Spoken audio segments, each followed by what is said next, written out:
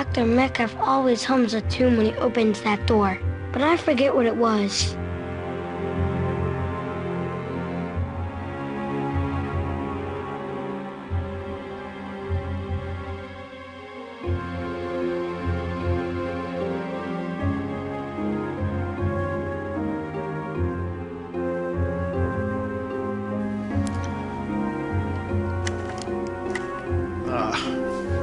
Pick the lock with the ice pick. Another box. Oh, it's a music box.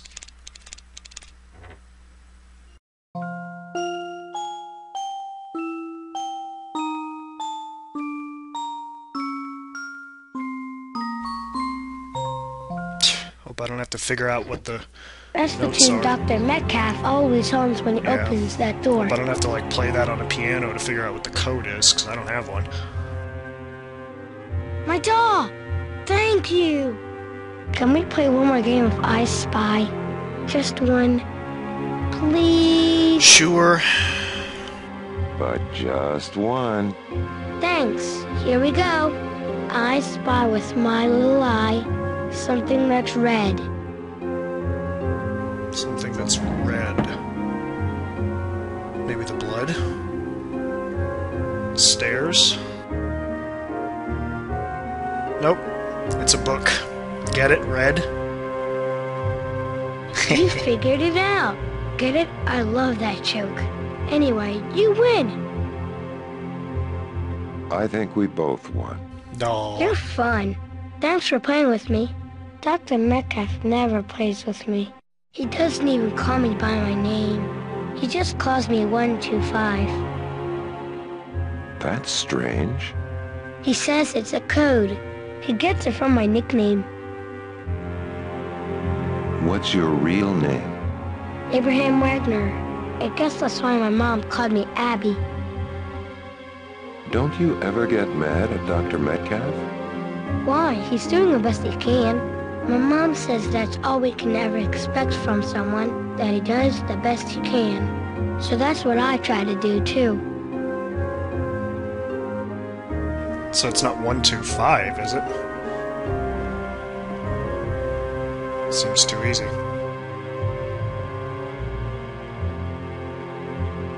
Dr. Metcalf is the only one who knows how to work it. He never lets anyone else push the buttons. No, Oliver. Never guess. You don't have enough information yet to know what this combination is. Snobby even in death.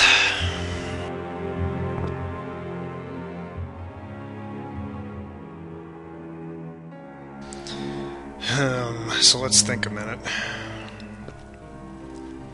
Do I have any other clues as to what music he might like?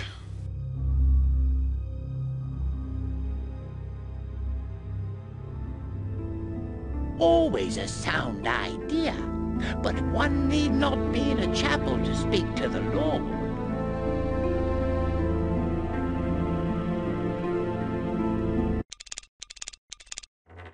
This guy's a musician. Maybe he understands this tune or recognizes it. I just can't place it.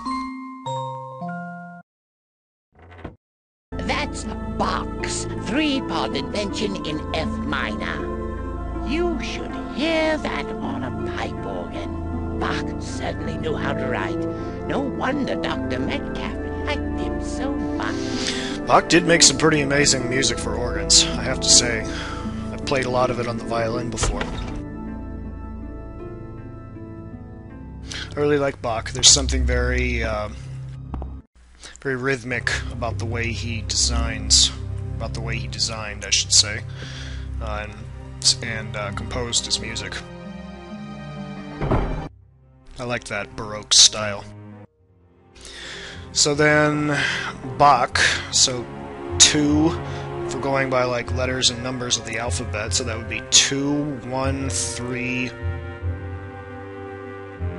8. Is it 2, 1, 3, 8?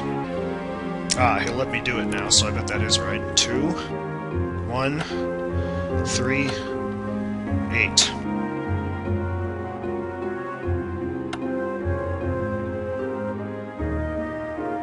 Yes! Alright.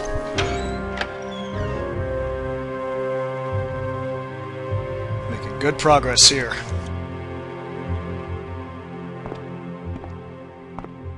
Deeper and deeper, then. What is this? What's happening, Dad? I'm not sure, Josh, but I'm trying to fix it. And make sure to give Freddy good snuggles, okay? Okay, Dad. Okay, Dad. Hello, Oliver. I've been waiting for you. I'm glad you made it this far. After everything Malcolm has told me about you, I'd have been disappointed if I didn't get a chance to meet you. Come on over and talk to me. Or take a look around first, and I'll tell you about our setup. Ugh. See? You found me. What the? What is your name? I'm Paul Becker. I was an associate of your father's. What is this place? This was our laboratory. Okay. I've never seen a place like this. Oh, it's not your standard Beaker and Bunsen burner kind of setup. Nevertheless, this is where we conducted our research. What did you study? Pain. Malcolm and I made revolutionary discoveries. We learned that at the root of every accepted treatment for mental illness was pain. While others saw pain as an unfortunate byproduct of various therapies, only Malcolm and I saw that pain was in fact the essential element to every cure. What makes you think that? If a person is mentally ill, it's because they have lost touch with their bodies. In other words, they're not in enough pain. How does it work? Hurting people brings them back to their senses.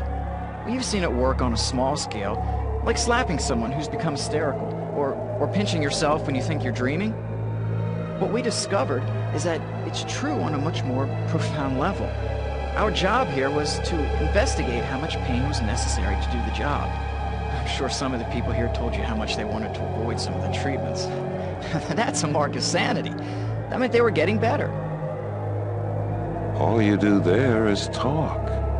Nah, that's good enough for minor neuroses. Anxieties, phobias, things like that. But you'll never cure a full-fledged psychotic by talking about his dreams and why you didn't like his mother. That is somewhat true. How can pain be good for you? Actually, it's good for everyone, not just psychotics. Pain heightens consciousness. Every moment spent in pain is a moment when you are truly alive. Pain is an essential part of everyone's daily life. It doesn't make sense. Well, sure it does. And on a subconscious level, we all know it's true. You see it every day. When you touch a hot stove, you pull your hand back quickly. If you didn't feel the pain, your hand would burn up. When a child runs into the street, you spank him. The pain teaches him the lesson your words couldn't. Pain is all around us. Pain is good. You're insane.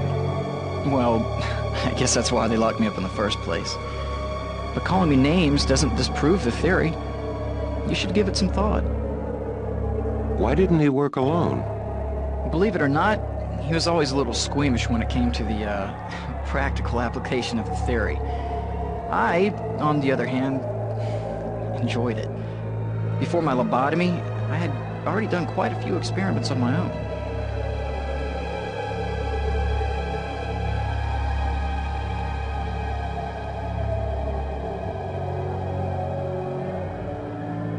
So Malcolm didn't actually hurt people himself? Still looking to defend your old man, eh? Well, you remember that nutcracker you liked so much as a kid? Let me just say that nuts weren't the only thing Malcolm used it on. At least not the kind of nuts you're thinking of. You were locked up here? Yeah. When I was a teenager, I killed a few animals and skinned them. People got upset. They said something was wrong with me. I guess what tipped the balance is when I cut up my best friend and put him in my closet. I thought lobotomies turned people into vegetables. Oh, not at all.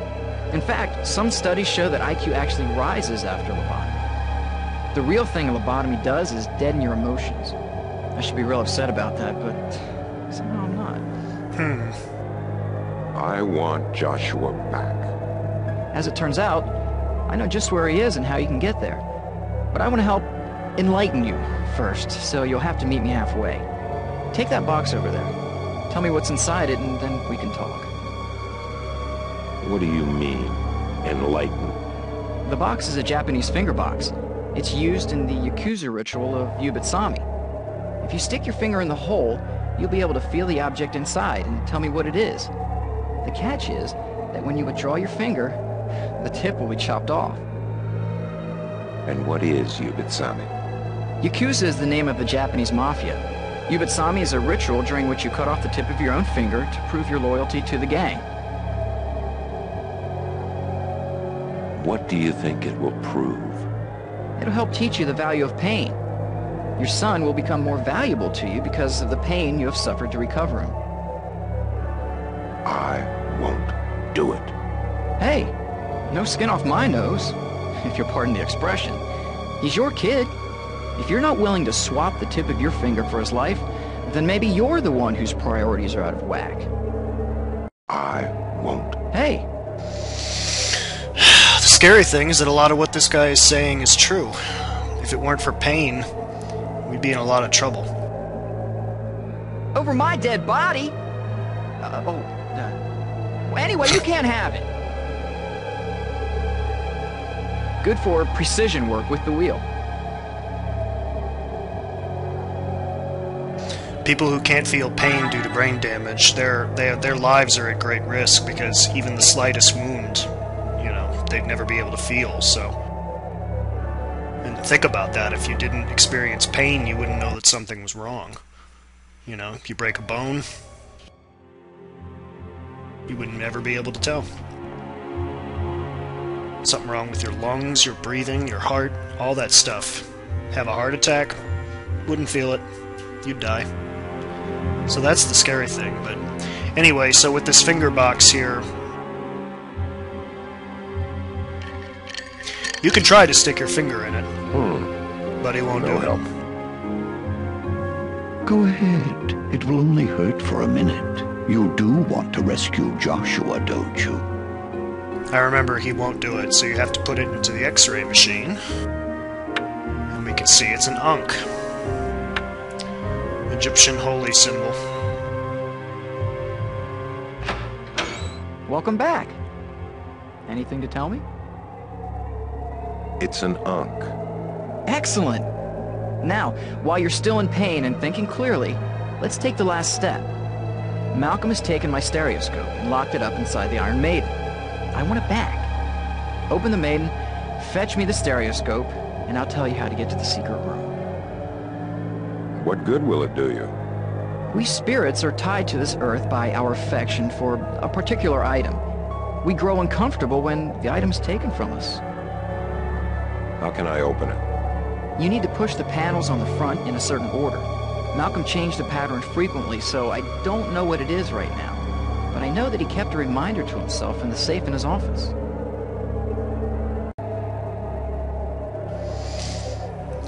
What was in the safe? There was just that casket and the egg. There wasn't anything else in there. Well, we used this more to create fear than actual pain. The patient had a pretty good view of the therapies being conducted in other parts of the room.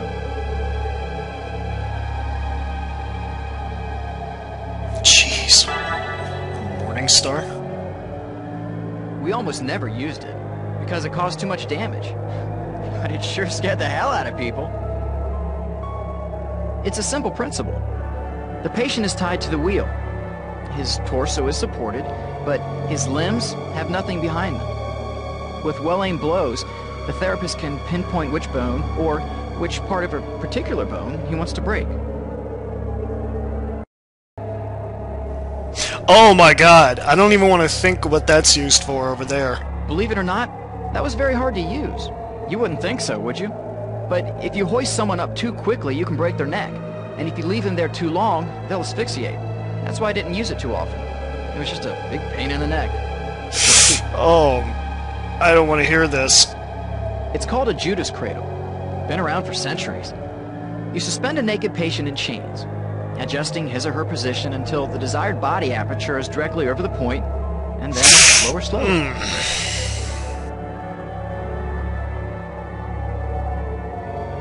Okay, I'm calling it. These people were nuts. I think it's some kind of a Reba Nuts. seal.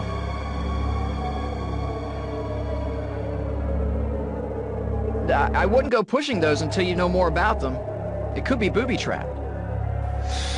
So this was the only other thing that was in the... It is a Fabergé egg. It looks delicate, but if you don't know the trick to opening it, it would take quite a bit of pressure to get it to crack. I bet I know how. Nutcracker! Ah. The word you seek is the thing itself.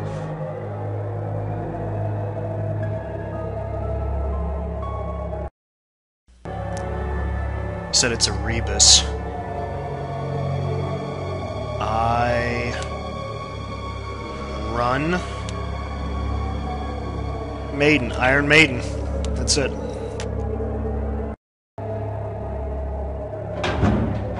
Huh, there's a stereoscope. I want to go home, Dad. Hang in there, Josh. We'll figure this out soon. Dad's busy right now. Go away. Isn't it lovely? It allows you to see things the way you would like them to be. It unleashes your inner vision. Give it to me, and I'll tell you how to get to Josh.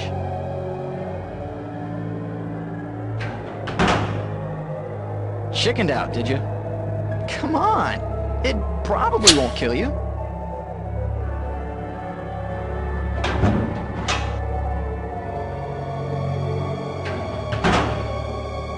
Chickened out, did you? Over 400 years old, and still sharp. Isn't that amazing? Medieval torture device, the Iron Maiden. Maybe I need to prop the door, okay.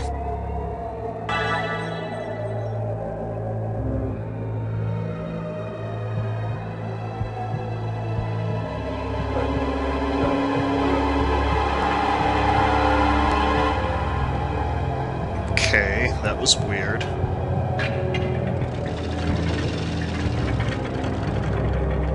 Oh God, again.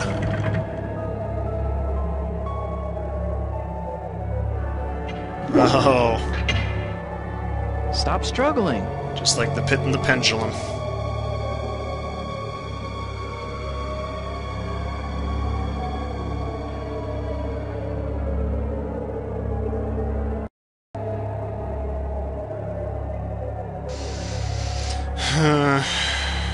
Getting tired of these. We found a conventional table didn't give us enough control over placement and angle of the cuts. It's only gonna hurt for a moment.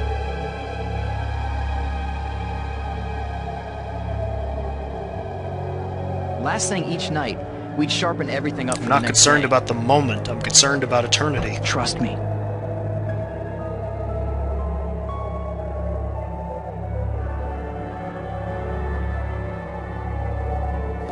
It's getting closer.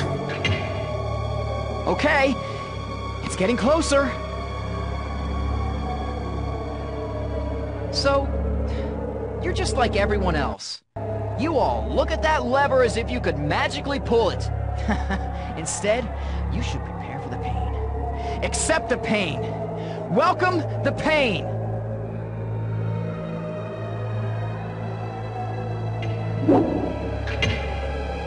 Any minute now.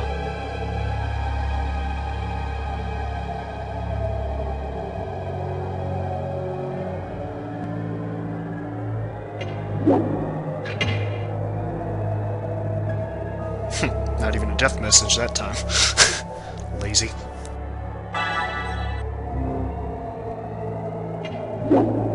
Stop struggling. Sorry, I'm going to be struggling. I'm not ready to die.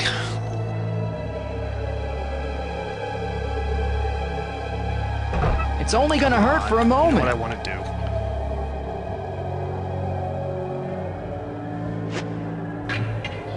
There we The go. stereoscope. You dropped it. That was quite foolish, Oliver. Paul was ready to tell you the location of the secret room, but by destroying the stereoscope, you have killed him. He was your last hope of finding Joshua in time. So do I lose? You can't. You killed him.